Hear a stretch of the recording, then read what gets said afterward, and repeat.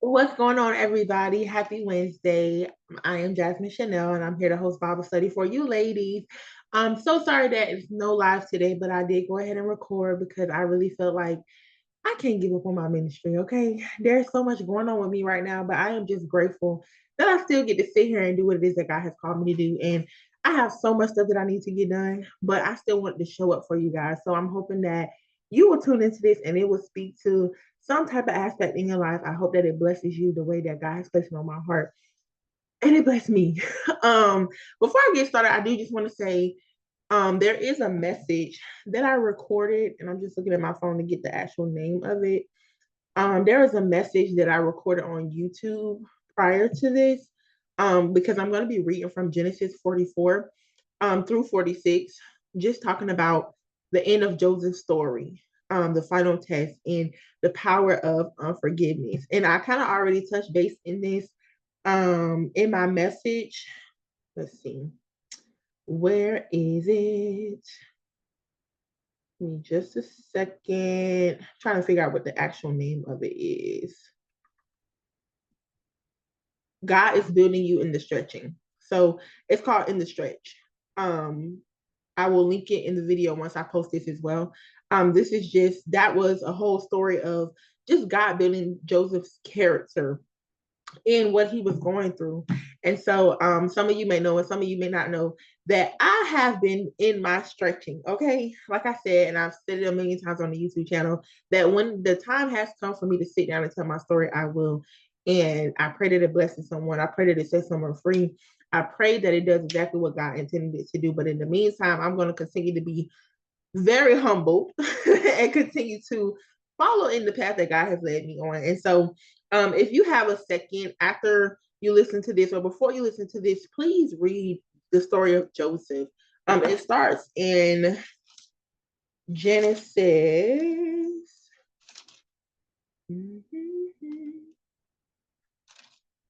37, I believe. Yeah, Genesis 37 through 46, I believe, is the ending to Joseph's story. It's a very powerful story.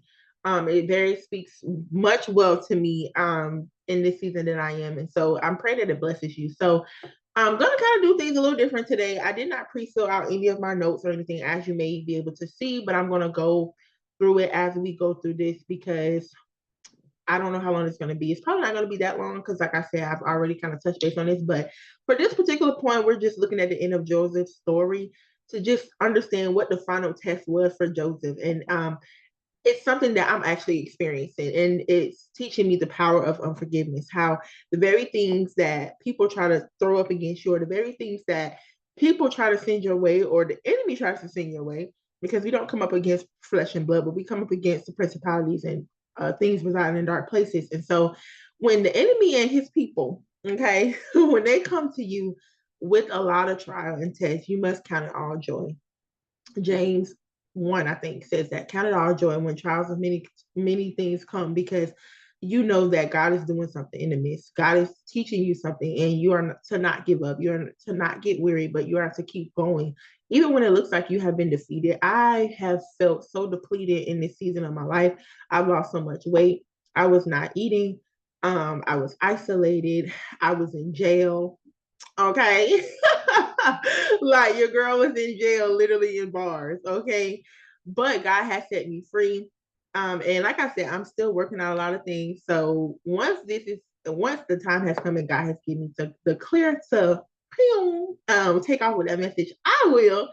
And through it all, I sit here in front of you guys, um, showing up as my best self. I remember just a couple weeks ago, not knowing when I was going to get back to my original life. I was scared to live my life, and you guys may see me getting teary, but I was scared to live my life, scared to just live, do the things that I was doing.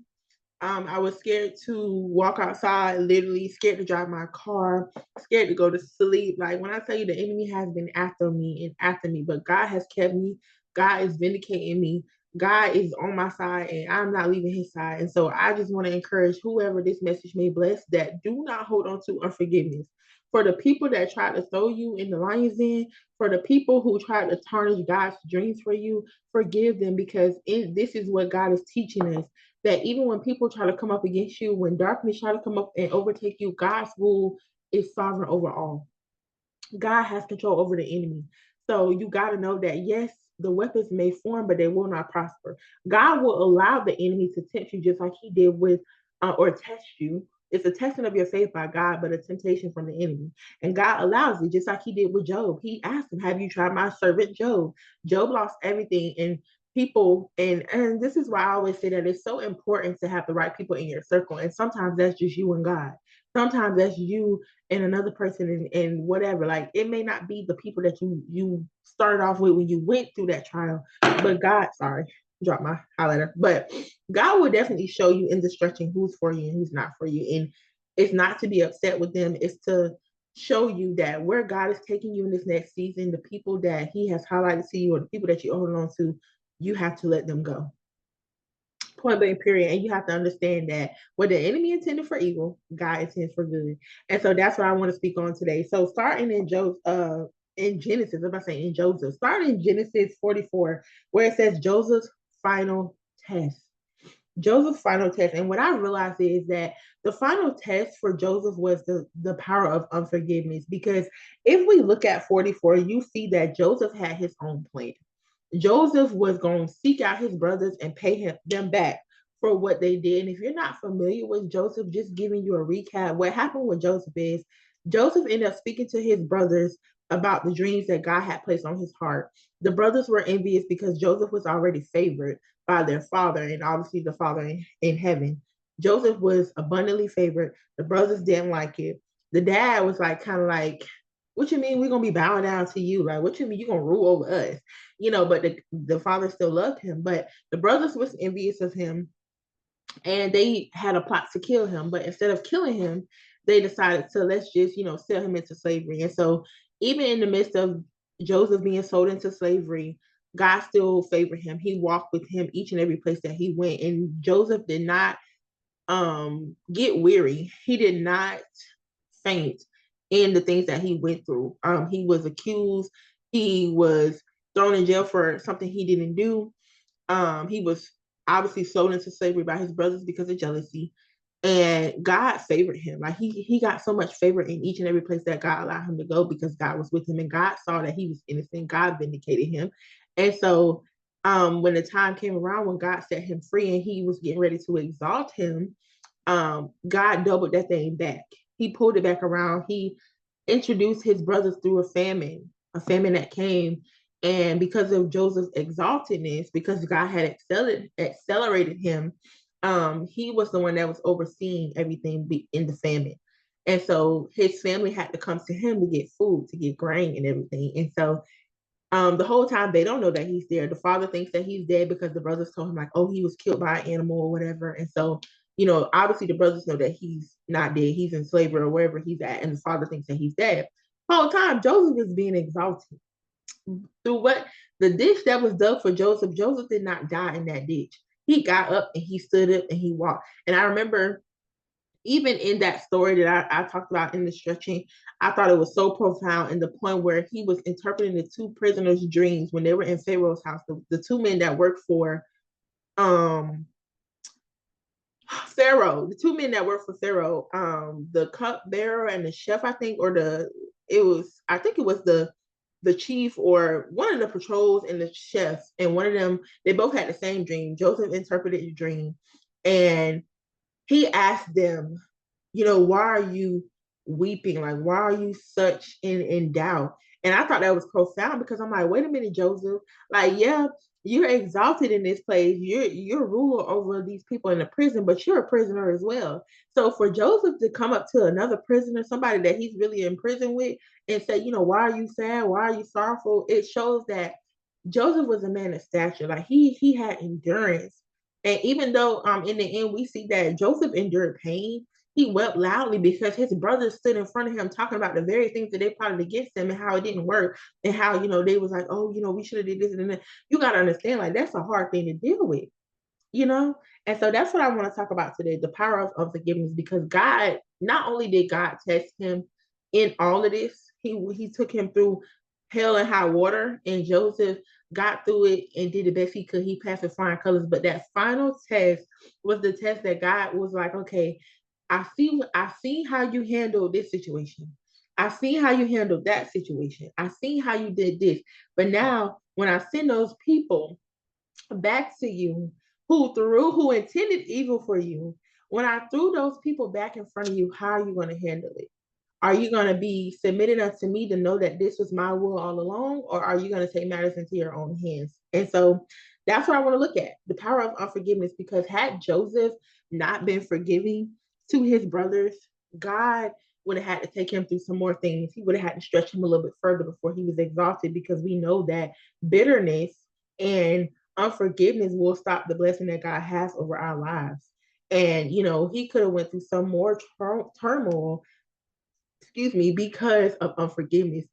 But God did a work in him in that, because we see that in the beginning, Joseph wanted to do his own thing. And without further ado, let me just get into the text. Okay, so Genesis 44:1 says, Joseph commanded his steward, fill the men's bags with as much food as they can carry, and put one silver at the top of his bag. Put my cup, the silver one, at the top of the youngest bag, along with the silver for his grain. So he did as Joseph told him. At morning light, the men were sent off with their donkeys. They had not gone very far from the city when Joseph said to his steward, get up, pursue the men, and when you overtake them, say to them, why have you repaid evil for good? Isn't this the cup that my master drinks from and uses from divination? What you have done is wrong. Okay, so basically what we see here is Joseph taking this into his own hand. Okay, Joseph said, you know what? Y'all threw me in slavery. Y'all had plans to kill me. And even though I was exalted, I still am hurt by what you did. I still suffer with the pain of what y'all did. And so in this moment, Joseph decides, I'm going to take matters into my own hands, because obviously I'm in this place and I get to reign over my brothers. And so that's what you see here. He basically plants his cup in there, making it seem it's like a setup, making it seem like they stole it, when the whole time he told his steward to put it in there and then pursue them, chase after them to catch them in an innocent act. And so in this moment, we see that Joseph is trying to repay evil for evil.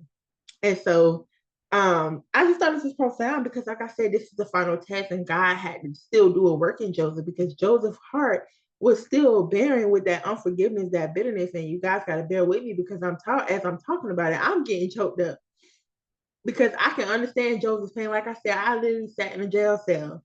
Never thought I would have been in jail a day of my life, but I sat in there and I realized that it wasn't nobody else sitting in that jail cell with me. It was me. I sat in there by myself talking to God. And even in that jail cell, God had grace for me. And in that cell, I literally laid down and gave up, because I couldn't understand, like, why am I here? I'm innocent. God, you got to see what's going on. And God didn't allow me to give up. Like, the moment I kind of slipped away, like, there was a lady who came in and she revived me. Like, and I remember, like, just life being breathed back into me. And so, like, she told me, she said, listen, she said, we're going to have to monitor you, because I heard you saying some things that would put you in harm. I heard you lay down and you was lifeless, like you stopped fighting. And in that moment, I was just like, God, I'm not gonna make it in here. You know what I'm saying? Like, don't get me wrong. Like, I think I was so okay with it, because it was just like, okay, Lord, the enemy was talking to me and telling me lies, like, oh, you're never getting out. God knows that you're guilty. God knows that, and I knew all along. I'm like, I'm not guilty. I'm innocent. First of all, but the enemy was just yawking, running that mouth to me, and I let him get to me. And I was so tired of fighting, you guys, because I've been fighting this fight for a long time by myself. And so in the midst of that, I was tired. Like, I was tired. I was tired of the enemy and his tricks. Like, there's so much things that have been going on that I don't speak about. And I was just tired, because I couldn't understand, like, why is this happening to me? Like, what? And so in that moment, I was hurt. I was upset with God, because I'm like, well, God, I'm doing everything you told me to do. Why am I sitting in jail? Like, this crazy. Like, not me. Like, you know what I'm saying? Not me. And so, like I said, I literally laid down and I was just like, I can't fight no more. And like, I literally had to be run back to life, like literally. And that's crazy to think about. Like, dang, like you laid there lifeless because I let the enemy take me out.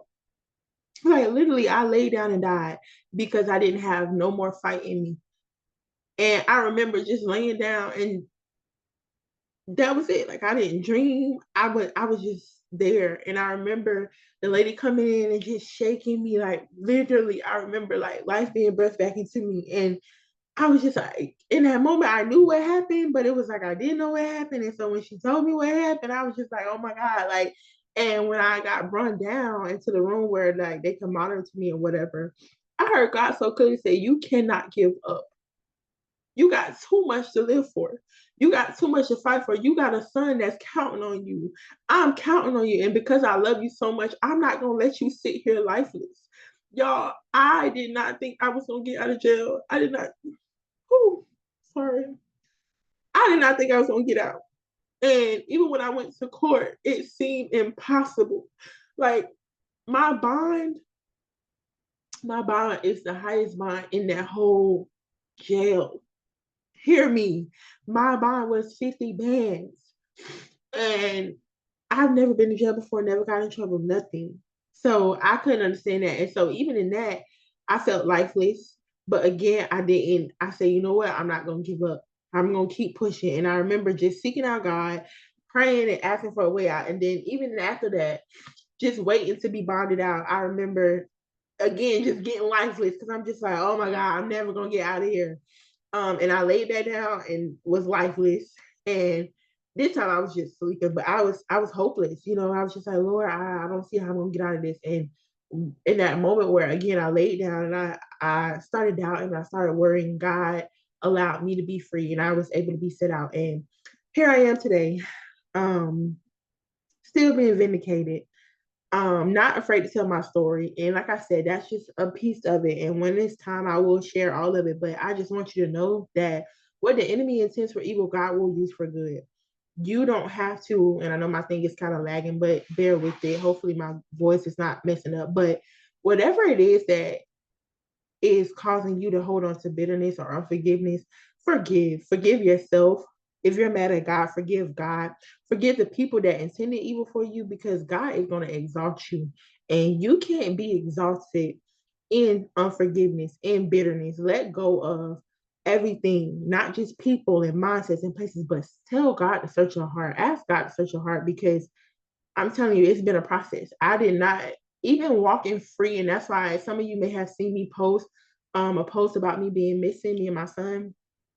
Um, and in that, I said that I'm free. Who the son sets free is free indeed. But in honestly, since I've been released from jail, um, I have not been living like I've been free. I've been literally getting comfortable in confinement. And I didn't realize that I was so bonded. The enemy still had me kind of like in confinement. And so God had to tell me, you know, you gotta get up, you gotta fight. And I was looking at Matthew 9. I love Matthew 9. I talked about it recently, how the man with the paralytic man who was laying in the bed, that was me. I was literally in a room, laying on the bed, lifeless. I didn't have no faith. I didn't have nothing. I was scared to go outside. I was scared to sleep. I was scared to be alone. I was scared to get on the floor. Like I was scared to live my life. And if you know me, you know that's not who I am. You know me, you know who I am, you know who God has called me to be. And a person that's scared like that, like I was anxious, like I got in a bad car accident with the police officers, like sitting the people on the highway chase. Like I'm just telling you that I can understand the unforgiveness because when you're in a situation you don't really understand how you got there, but you know that there's everything is spiritual. And when you decide to take that call from God and you do what God has called you to do, the enemy is not going to stop chasing you. He is going to literally chase you until you die. Like you have when you stand up and say, God, I give you my yes, the enemy automatically puts a target on your back. And I know you guys heard me when I talked about what happened to me at COVID. This lady literally told me to my face, like, told my son, like, do you love your mother? Like, you gotta think about how scary that was, because I'm just like, this lady trying to kill me. And literally, she had plans on killing me. Like, that's crazy. You know what I'm saying? But that's and it wasn't physically her, it was the spirit behind her. And when stuff like that happen, I just want to say, take it serious. Like, don't be afraid, just start praying. Don't sit in something. Like, I literally, once I realized what was going on, I got up and I left. But like I said, this speaks all to my heart, because I have been so upset, and God has been revealing so much to me about the people that I was holding on to and everything. And I was harboring unforgiveness, because I'm just like, when I read the comments on the post about me from people that don't know me, that hurt my heart, because I'm like, people that really know me knows that I would never do anything that I'm currently facing charges for. Like, anybody that really knows me would have stood up for me. And a lot of people didn't stand up for me. A lot of people was talking down on me. A lot of people that knows me was turning against me. And so I was harboring a lot of unforgiveness.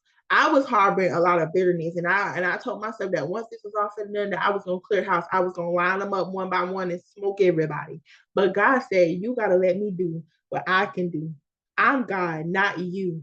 And so that's why I felt that this is so important, because the final test is important.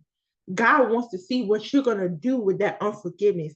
Are you going to lay it down and let me fight your battles? Because you got to know that God sees it all. Even when it don't make sense, God sees it all. So you got to trust him to know that he got your back. He's not going to let anything come up against you and not be there. Like I said, I was literally sitting in jail. I'm still facing charges. Okay. But God is my vindicator. God is my judge. I don't have to worry about what people on the outside looking in say about me, because I know who I am.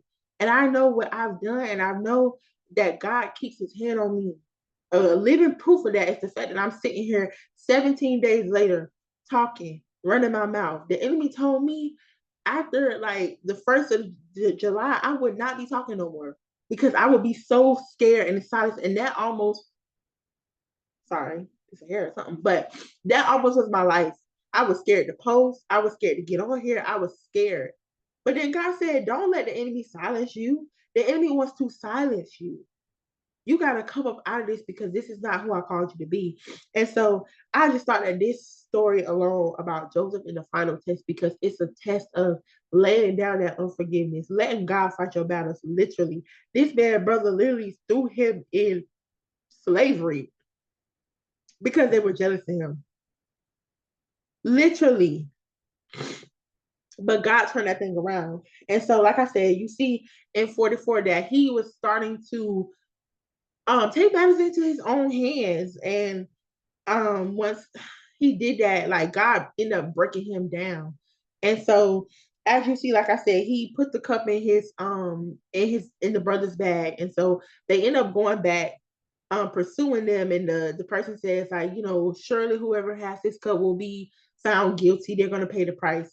And so it was found in the brother's Benjamin sack. And what I thought was so profound about Benjamin is, if you see in 43:29, where it says, when he looked up and saw his brother Benjamin, his mother's son, he asked, is this your youngest brother that you told me about? Then he said, may God be gracious to you, my son. Joseph hurried out because he was overcome with emotion for his brother, and he was about to weep. He went into an inner room and wept there.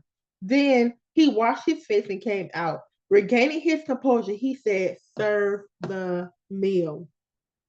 Serve the meal. Jumping out of 34, it says, portions were served to them from Joseph's table, and Benjamin's portion was 5 times larger than any of theirs. I told you guys the number 5 is associated with grace. I told you guys my bond was $50,000. It was $5,000 for me to get out. God's grace. Okay. You see that he put the cup in Benjamin's bag, but before he did that, he tells him, may God be gracious unto you. Like, he put it in there, but you know that even if he would have held on and went through with his plans, he wasn't going to harm Benjamin, because Benjamin was his full brother. Like, he literally said, may God be gracious unto you. May God show you grace, because what I got planned for these other brothers, I don't want to come on you. Okay.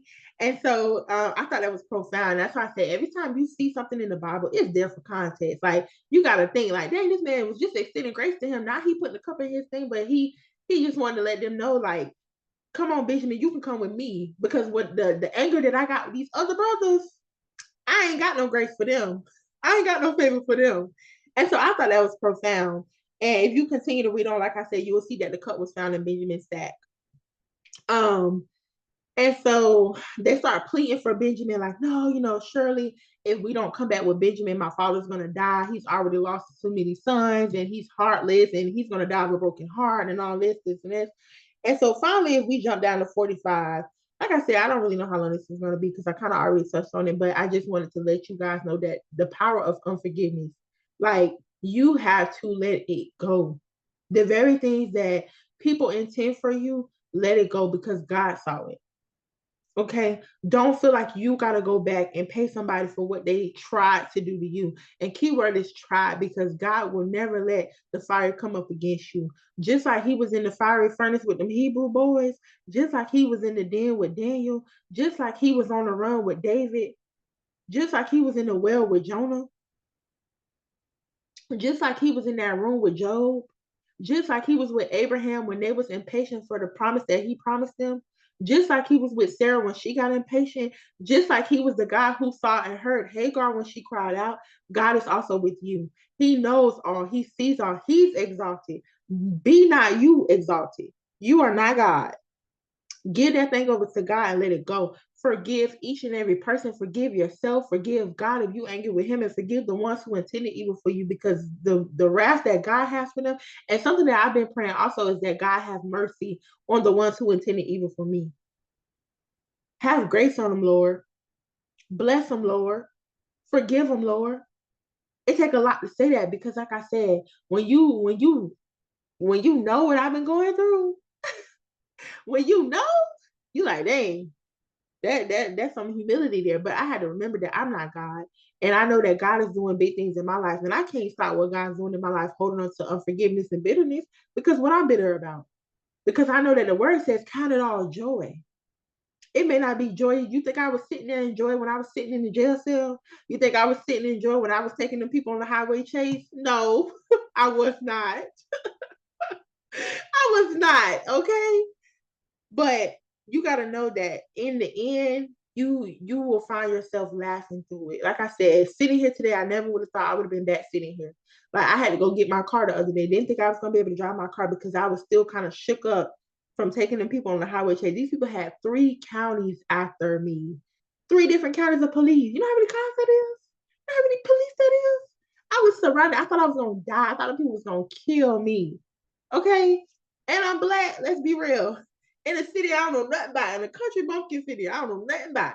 And even in that, like, I think they were more so just upset because they couldn't understand, like, why did you run? But I didn't really understand the full story of what was going on. They didn't have the full story. And all I saw was, like, I panicked. Okay, I panicked. And even in that, like, after I got arrested and stuff, like, them people, I told the woman, I said, do you know how, like, my whole thing was, you know how to pray? Like, can we pray? Like, can we please pray? And I remember the one guy, he was so nice to me. He ended up letting me call my brother. I mean, he ended up letting me call my sister and my son's father because my son was with me. And even when I got there, like, people were just showing me like unexceptional grace. And I knew that God was in the midst of that, because I'm like, that could have ended terribly. I took these people on a 20-mile chase. 3 different counties had to come stop me. Like, what? And even in that, like I said, God was in the midst of that. And here I was sitting here lifeless because I thought my life was over. And God said, no, I'm not done with you yet. And I don't want you to die in this, because you're not going to die in this. I'm going to pull you out because of my grace. My grace is sufficient. And I see what's really going on. I know what's really going on. I got your back. And the proof of that is the fact that I'm sitting here today talking to you about it. When the enemy told me my mouth was going to be closed, made him out of a liar. But you got to realize that's all he is. He can't tell the truth. All he can do is throw rocks and hide his head. I've been told y'all that. So, like I said, moving on down to 45, it says Joseph reveals his identity. And this is kind of where I started realizing that God was doing a work in Joseph to just remove that unforgiveness. And so it says Joseph could no longer keep his composure in front of all his attendants, so he called out, send everyone away from here or from me. No one was with him when he revealed his identity to his brothers, but he wept so loudly that the Egyptians heard it, and also Pharaoh's household heard it. Joseph said to his brothers, I am Joseph. Is my father still living? But they could not answer him because they were terrified in his presence. Let me tell you something. Let me tell you something. Let me tell you something. Them enemies, them people who intend evil for you, baby, they're gonna be terrified. They terrified now because not only even if you don't know who been having a hand behind it, who the enemy's being used. Because let me tell you something. The enemy will use people that's closest to you to come up against you. Okay. And even if you don't know 100% who it is, you know that the enemy's got a hand, first of all. Okay. So the people that was helping the enemy, trying to throw you in the pit, trying to kill you, lack of better words, they're terrified. Because it's not about what you can do to them. They're terrified because of what God knows. They're terrified because even though you didn't see it, God saw it. God sees all. I don't want you to be terrified of me, baby. Be terrified of God. Because when you come up against a child of God, you don't come up against me. You come up against God. I don't want to be going down for that kind of sentence. And that's why I pray mercy. I pray that God have grace over each and every person that was working with the enemy to do what it is that the enemy tried to do. You see here, they couldn't even, these people were so terrified they couldn't even talk. They couldn't talk. They was in shame like Joseph. And let me tell you something. Joseph was unrecognizable to his brothers. God had exalted Joseph so good, they didn't even recognize this man. How you standing in front of your brother, you don't even recognize him? Nobody but God. But when he revealed himself, these people was trembling because they didn't know what Joseph had planned for them. But in the midst of that, God still showed up. And so he broke Joseph down to let him know, don't harbor the unforgiveness and the bitterness. And so moving right along, in 4, it says, then Joseph said to his brothers, please come near me. And they came near. I am Joseph, your brother, he said, the one you sold into Egypt. And now don't be grieved or angry with yourself for selling me there, because God sent me ahead of you to preserve life. You got to know, it takes, y'all, you got to know it takes a person that understands God on another level, who understands a lesson and a lesson learned on another level, to say, you didn't place me here. God sent me before you. I went through this because God sent me here. Whole time y'all giving yourself credit about something y'all didn't even have a hand in. God allowed you to be jealous of me. God allowed you to be envious of me. God allowed you to go against me so that God could get glory. It take a brave man. Come on. It take a brave man. It take a brave heart. And so he told them, for the famine has been in the land these 2 years, and there will be 5 more years without plowing and harvesting. God sent me ahead of you to establish you as a remnant within the land and to keep you alive by a great deliverance. Therefore, it was not you who sent me here, but God. He has made me a father to Pharaoh, lord of his entire household, and ruler over the land of Egypt. And so going down, he just tells him, like, please go back and get my father, bring all y'all stuff, get y'all people, come on back. Like that, the way that God broke Joseph down and let him let go of that bitterness, nobody but God could have done that. Because in the beginning, in 44, you see that Joseph had his own plans for his brothers. And God said, not on my watch.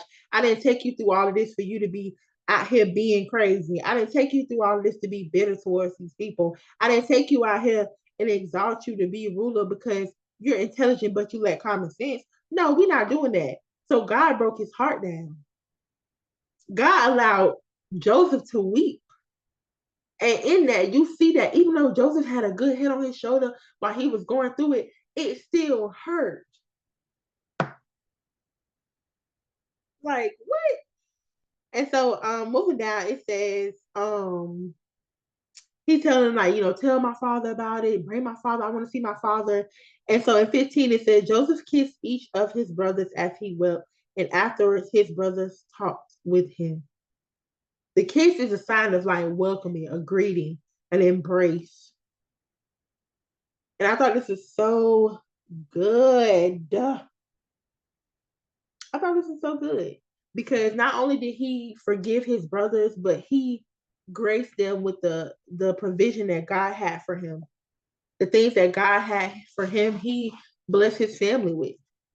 And you got to know that nobody but God could have done that. Nobody but God could have brought Joseph down and said, you know what, forgive, let it go. I know what your father did to you. I know what your brothers did to you. I know what your mama said about you. I know how your family talked about you, but I want you to forgive.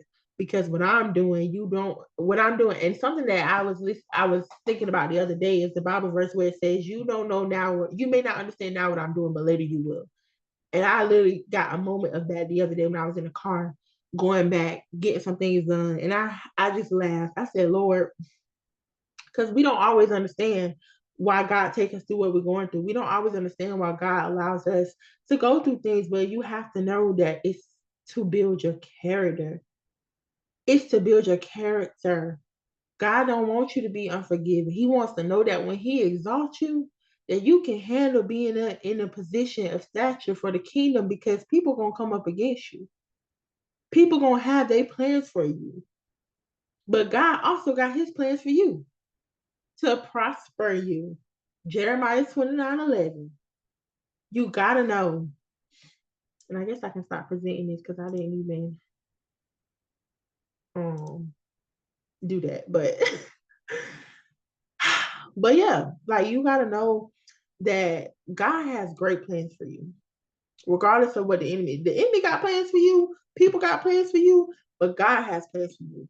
And the plans that God has for you are not going to harm you. So when people make plans for you, God's going to see you through those plans. And you got to know that he would never allow anything to come up against you. And whatever does come up against you, he's using that. He's using that to show you how exalted he is. He reigns over each and every principality, each and every darkness, each and every spell, each and every black magic. Nothing that is of the kingdom of darkness will come up against you because of who you follow, who you are a daughter and a son of. You're the daughter of a king. Why would God let you go through that? He wouldn't. He wouldn't. And so I just thought this was really good because bitterness does not benefit us. Do not be bitter. Don't be mad at the people that intended evil for you. They're miserable. You don't want to be with them because when you stoop to their level, that makes you just like them. Don't be like them. Be bigger than them. Forgive them. Bless them. Grace them. The same grace God give us, extend it to them. Love them. Now, I ain't saying reconciliate now. Let God do that. Let God lead you on that. But just be gracious. Love them from a distance. You know how when somebody asks you about them, oh, I don't know how they're doing. I hope they're doing well. I wish them well. And go about your day. Because we're not wasting our time talking about people that ain't worthy of talking about. We spreading the gossip. The gospel, not gossip. We don't care. At the end of the day, God will vindicate you. You don't have to prove nothing to nobody. You don't have to prove you're innocent. You don't have to prove that you didn't do anything. God got you. I'm a living testimony of that. And like I said, when it's time for me to tell it, I'm gonna tell it. But I just thought this was good. It again just makes you think about the story of Ruth. About grace. Like, God's grace is sufficient, man. It was by grace that Joseph was saved from bitterness, and the same grace has been extended to us in Christ. Literally. God's grace. That's what this is about. God's grace. Grace. It runs through the Bible. It runs through our blood. It runs through our bones. Like, grace. Give yourself grace. Give people grace, because God's grace is sufficient enough for us. We're not deserving of it, but he gives us chance after chance after chance after chance after chance, over and over and over. His grace is sufficient. And I was listening to something the other day when I heard like God's grace is running out. And I'm just like, that's not biblical. God's grace is sufficient. His mercies are renewed each and every day. Now, do God get tired of us? Duh. But God also knows that we're human. God also knows that if we could do it without him, there would be no need for God. But all it takes is a moment of you repenting. All it takes is a moment of you turning around, turning away from your ways and following his ways. And as long as you're still living, you have chance and chance and chance and chance and chance. Like I said, how many times should we forgive? As many times as we can. The same way God gives us grace and forgives us, even when we're not deserving. There's sometimes we done did stuff we knew we was gonna do wrong. I don't care that they go against God's grace. I'm gonna pay this person back. And God forgave us for that. Premeditated sin. I'm gonna punch this person in the face. God said, what? Boop, punch him. Then we ask for forgiveness. No, we was wrong. Y'all. No, we was wrong, but we did it. You know. So I just thought this is really good because, like I said, it.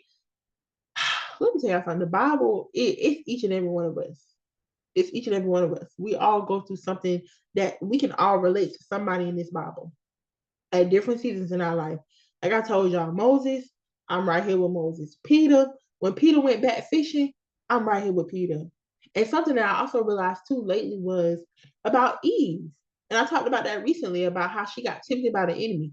And now, because I'm going through all of these things, I'm like, I can see how the enemy got her to sway. Because he comes up flashing these glamorous things, and you thinking they God, and the whole time, baby, they ain't no God, no weapon in that. So that's the message. I hope that you enjoyed it. And get rid of the junk, like get rid of the garbage. Tend to your garden, like get rid of the weeds, get rid of the worms, all that stuff. Or not the worms, because they weren't the insects is what helped the garden flourish. So pull those weeds out, pull them up.